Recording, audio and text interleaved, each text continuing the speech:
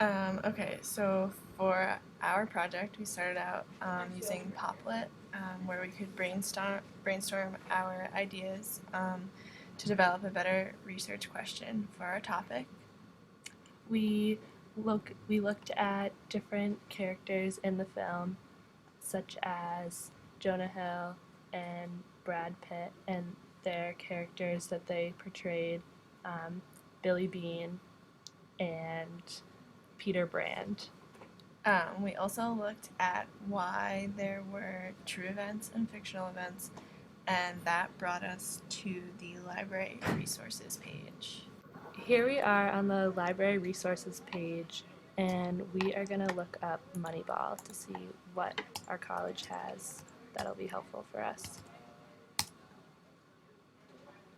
We found that the novel by author Michael Lewis was available in the main collection, and so we actually took it out of the library and read through it and gained a lot of insight on how the film was based on the events in the book. So after we checked the catalog, we also used the resource LexisNexis, where we found two articles that were very helpful in our research. So we clicked on LexisNexis. We searched Moneyball in the search bar with major world publications.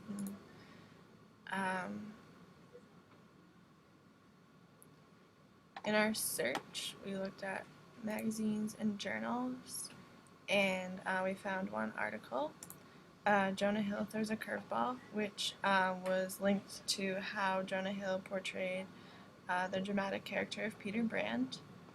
And then we looked at another LexisNexis article.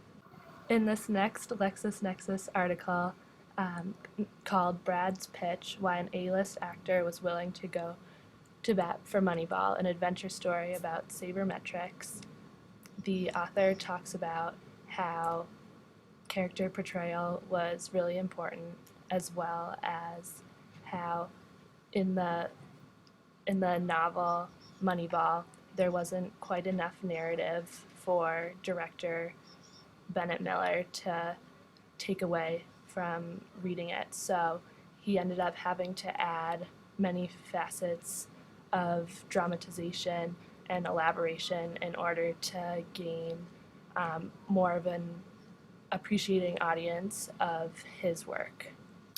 After looking at that article on LexisNexis, we also found an interview on YouTube that kind of explicitly shows what the article was saying.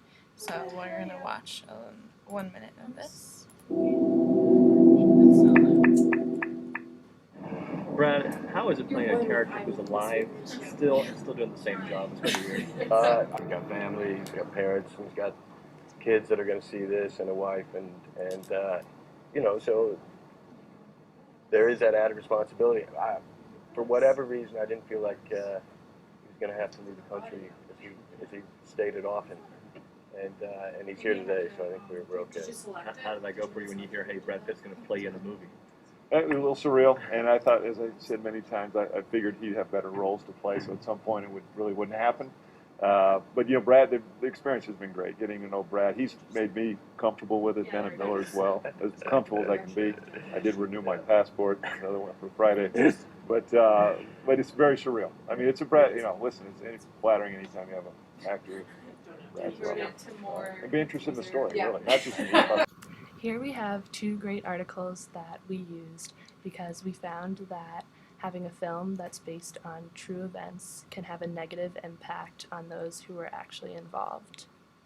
This is the first one that talks about Art Howe and Billy Bean and their relationship. This second article from the Wall Street Journal talks about Paul De Podesta and how he did not want his name released in the film.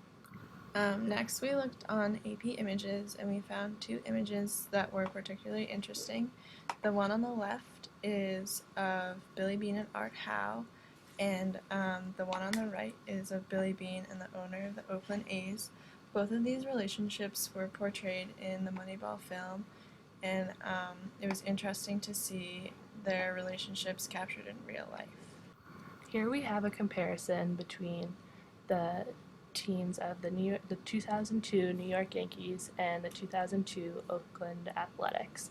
We have their salaries up, and we found it really fascinating that the number one player on the Oakland Athletics, Jeremy Giambi, was not making close to what the number one player on the New York Yankees is making. You can see that $14 million was spent on Derek Jeter in 2002, whereas in the 2002 Oakland Athletics roster, Jermaine Dye had the highest amount, which is just about half of Jeter's salary.